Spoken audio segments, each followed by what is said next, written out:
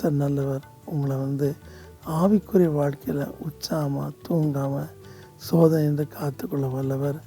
உலகப்பிரதமான வாழ்க்கையில், சரீரப்பிரதமான வாழ்க்கையில் உங்களுக்கு நல்ல நித்திரையை தரட்டும்.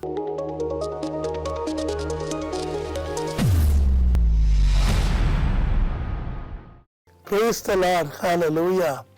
எனக்கு அருமையான தேவனுடைய பிள்ளைகளே, நீங்கள் ஒவ்வொரு நாளும் அதிகாலையிலே நாங்கள் கொடுக்கிற தெய்வ செய்தினால் ஜெபத்தினாலும் நன்மை அடைந்து வருவதற்காக நன்றி.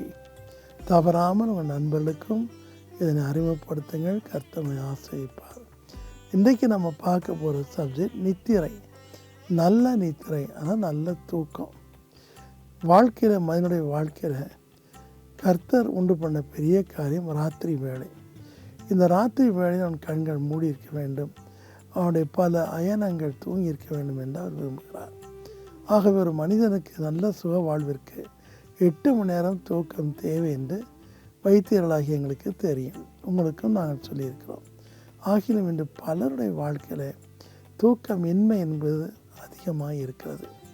நான் எங்கே போனாலும் வயசானவங்க, 50 வயசுக்கு மேலே இருக்கிறவங்க, சில சமயம் கல்யாணம் பண்ணவங்க, இவங்கெல்லாம் சொல்லுவாங்க, என் புருஷன் தூங்குறத நான் தூங்க முடியலம்பாங்க. நான் தூங்குற என்னென்னவோ சத்தம் கேட்குது, என்னென்னவோ ஆவியல் வருது அப்படின்னு சொல்லுவாங்க. தூங்கவே முடியல, என்னால் சொப்பனங்கள் வருது, பல பாம்பு கனவு வருது, பல மிருகங்கள் கனவு வருது, எங்கேயோ போகிற மாதிரி இருக்குது, செத்து போனவனுடைய ஆய்வு வருது, இப்படிலாம் சொல்லி என்கிட்ட அழுது செவமுனாங்க விடுதலைக்காக. ஆம்பெருமானை என்றைக்கு கர்த்தர் உங்களுக்கு வாக்கு கொடுக்கிறார். சங்கீதம் 127:3 கர்த்தர் தமக்கு பிரியமான நல்ல நித்திரையை தருகிறார்.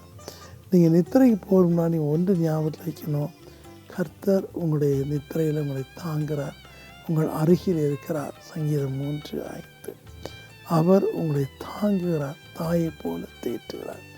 நீங்கள் நல்ல டிஸ்டர்பன்ஸ் இல்லாமல் தூங்கணும்னு நினைக்கிறார். இப்போ டிஸ்டர்பன்ஸ் இல்லாமல் தூங்கணும் அப்படின்னா எந்த அந்தார சக்திகளோ எந்த ஃபிசிக்கல் எலிமெண்ட்ஸும் தாக்கக்கூடாது. அதுக்கு ஒரே வழி கர்த்தருடைய காயங்கள், கர்த்தருடைய ரத்தம். ஸோ தூங்க போகிற முன்னாடி மினிமம் ஒரு 20 முறையாவது இயேசுவின் ரத்தம் ஜெயம் சொல்லி ஆண்டவர் சொல்லி கொடுத்த பரமர்க்க ஜெபத்தை சொல்லி படுத்துவங்க. உங்களுடைய நித்திரை நிம்மதியாக இருக்கும். பல சமயங்களில் என்னுடைய வாழ்க்கையில் நான் 8 மணி தூங்குனதே கிடையாது. ஒரே ஒரு நாள் நான் 18 மணி நேரம் தூங்கினேன். எப்போனா என்னுடைய கால்கள் வீங்கி நான் படாத பாட வேதனைப்படும் போது, காலையில் 2 மணி 3 மணி தூங்காமல் இருக்கும்போது நேரத்துன்னு ஒருவன் கால் மாட்டில் உட்கார்ந்து நான் பார்த்தேன். அவ்வளோதான், 18 மணி நேரம் தூங்கிட்டு அவர் என்னை எழுப்பினார். ஸோ இரவிலும் அவரை பற்றிய நினைவுகள் எனக்குள் இருக்கிறதுன்னு சொல்லி ஏசாயா 26:1 சொல்லுது. அது மட்டும் இல்லை, வேதம் சொல்லுது, நான் படுத்து நித்திரை செய்வேன், தேவன் ஒருவரை என்னை சுகமாய் தங்க பண்ணுகிறேன். நித்திரையில் பலர் உளருவாங்க, நித்திரையில் குழந்தைகள் கத்துவாங்க, பிச்சு பிச்சுன்னு கத்துவாங்க, கடைசியில் ஆட்டிசமாக மாறும், கடைசியில் பார்த்தீங்கன்னா மைண்டு சேஞ்ச் ஆகும், பல பிரச்சனைகள் குழந்தைகளுக்கு வரும். சிலர் வாவான்னு கத்துவாங்க பேயை பார்த்து, சிலர் வாட்ஸ்அப்பில் பேய் படத்தை பார்த்து கத்துவாங்க. இந்த மாதிரிலாம் உண்டு. ஆனால் நீங்கள் எப்போதும் யாரில் வைக்கணும், நீங்கள் தூங்க போகிறதுக்கு முன்னாடி சங்கீதம் 31:5 படி, லூக்கா 23 கர்த்தர் சொன்ன ஜெபத்தின் படி, பிதாவே உமது கருணை என் ஆவி ஆத்மா சேர்த்து ஒப்படைக்கிறேன், சத்தியபரனாய கர்த்தாவை என்னை மீட்டு கொண்டேன்னு சொல்லி அந்த சின்ன ஜெபத்தை நீங்கள் செய்யுங்க. நிச்சயமாக கர்த்தர் ஜெபத்தை கேட்பார். ஏன்னா நீங்கள் மைண்டில் தூங்குறீங்க, ஆனால் உங்களுடைய முகுளம் வேலை செய்யும், உங்களுடைய ஸ்டமக் வேலை செய்யும், உங்களுடைய இருதயம் வேலை செய்யும். இவள் வேலை செய்து கொண்டு டிஸ்டர்ப் பண்ணுற எந்த ஸ்பிரிட்டும் வரக்கூடாது. இன்னொரு வகையான தூக்கத்தை பார்க்கணும். அதாவது ராத்திரி ஜெபிப்பது ரொம்ப நல்லது. ஆனால் முழுவதும் இயேசு கிறிஸ்து ஜெபித்தார்னு சொல்லி லூக்கா 5:16 பார்க்குறோம். ஆவிக்குரிய வாழ்க்கையில் நம்ம தூங்கிட்டு இருக்கக்கூடாது இல்லையா? எபேசியர் 5:6 பார்க்குறோம். தூங்குற நீ விழித்தெழும்புன்னு சொல்லி அவன் சொல்லுவதை நம்ம பார்க்குறோம். 11-14 வரைக்கும் பார்க்குறோம். ஆகவே ஆவிக்குரிய வாழ்க்கையில் மந்த புத்தி இருக்கக்கூடாது, தூக்கம் இருக்கக்கூடாது, எப்போ விழிப்பாக இருக்கணும். பிசாசானவன் எப்போ நம்ம சோதிப்பான் யோசித்து பாருங்கள். மத்தேயு 26:38 பாருங்கள், அவள் அயர்ந்த நித்திரை, துக்கத்தினால் நித்திரையானார், இயேசு பஞ்சா வைத்தார். ஸோ இரவில் ஜெயிப்பது ரொம்ப நல்லது. இரவில் அவரை துதிப்பதும் நல்லது, அவருடைய சத்தியத்தை வெளிப்படுத்துவதும் நல்லதுன்னு சொல்லி சங்கீதம் 5:3 பார்க்குறோம். எனக்கு அன்பான தேவச்சனமே, இன்றைக்கு நித்திரை இல்லாமல் கஷ்டப்படுற மக்களுக்காக நான் ஜெபிக்க போகிறேன். உன்னை நித்திரை உனக்கு இன்பமாக இருக்கும். நோயினால் வேதனையினால் ஹீமோ கொடுக்கும்போது பசி இருக்காது, பல பிரச்சனை இருக்கும், பல விதமான வியாதி, ரீனல் ஃபெயிலியர், அதே மாதிரி ஜாண்டிஸு, அதே மாதிரி ஆஸ்மேட்டிக் ப்ராப்ளம், அதே போல் பல ப்ராப்ளம் இருக்கும்போது அந்த மக்கள் படாத பாடுபடுவாங்க. எல்லாரையும் தேவன் சுகமாக்குவார், நல்ல நித்திரையை தருவார். என்னை பொறுத்தளவில் என்னுடைய வாழ்க்கையில் தூக்கத்தை அனுபவிச்சது ஒரு சில நாட்கள் தான். ஆனால் உங்களுக்கு நான் சொல்கிறேன், நீங்கள் நல்லா தூங்க. மினிமம் ஐடி வேலை செய்கிறவங்கெல்லாம் மினிமம் 6 மணி நேரம் 7 மணி நேரம் தூங்க. சம்பாதிக்கணும்னு சொல்லி நைட்டெல்லாம் போட்டு உட்காந்துருக்காதீங்க. கர்த்தர் நல்ல உங்களுடைய பிரெயின் ரெஸ்ட் எடுத்தால் தான் ரிஃப்ரெஷ்ஷாக வரும். நான் எப்படி ரிஃப்ரெஷ் பண்ணுவேன்னா, ராத்திரியில் கரெக்டாக ஒரு 11:30 மணி தூங்கிடுவேன். 2:30 மணிக்கு எழும்பிடுவேன், இல்லை 1:45 எழும்பிடுவேன். எழும்பி அப்படியே உட்காந்து பெட்டில் உட்காந்து, என்னால் ஆக்சிடெண்ட் ஆனாலும் முழந்தார் போட முடியாது, அப்படியே உட்காந்து மௌனமாக பைபிள் வசனம் ஓடிக்கிட்டே இருக்கும், கேட்டுகிட்டே இருப்பேன், ஜெபம் பண்ணுவேன். எப்படி நேரம் போகனே தெரியாது. 4-5 மணிக்கெல்லாம் பார்த்தீங்கன்னா அவனுடைய ப்ரெசன்ஸ் அப்படி இறங்கும். தெய்வத்தில் வருவாங்க, ஏசப்பா வருவார், சொல்லுவார், காரியங்களை சொல்லுவார், உங்களை பற்றி சொல்லுவார், ப்ரேயர் ரிக்வெஸ்ட் சொல்லுவார், என்ன செய்யணும்னு சொல்லுவார். எனக்கு நிம்மதியாக இருக்கும். ஆனால் 1 மணி நேரம் அபவுட் ஒரு 5:30 to 7 o'clock தூங்குவேன், சரியாயிடும்.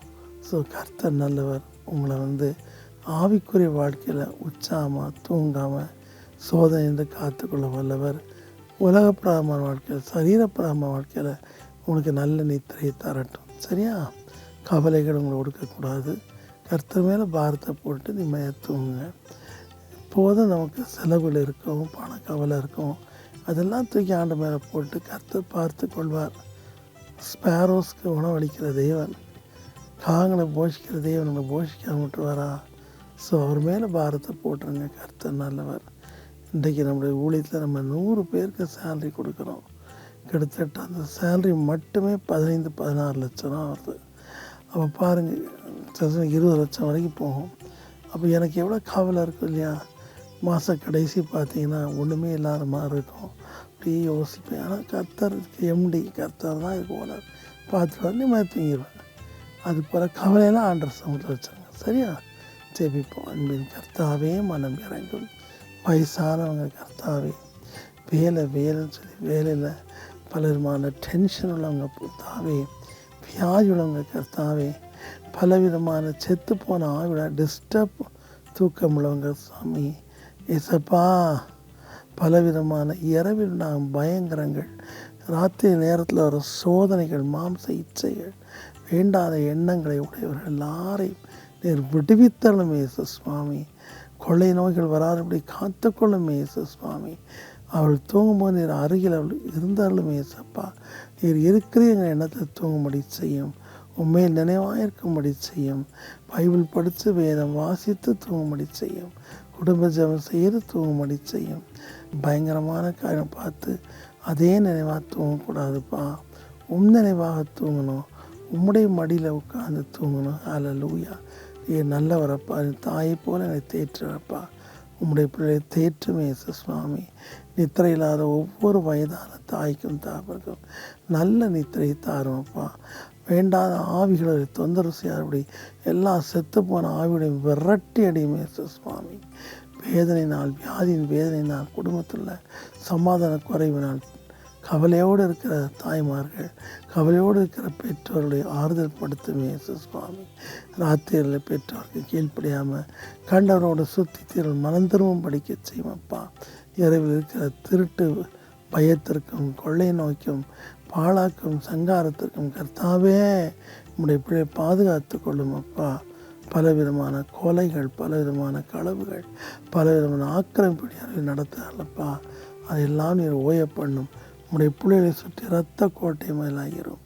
அரணாய் இருந்தாலும் கர்த்தருடைய நாமம் பலத்த துருகம், நீதிமான் அதற்குள் போய் ஒளிந்து கொள்வான்னு சொன்ன வார்த்தையை நிறைவேற்றும்.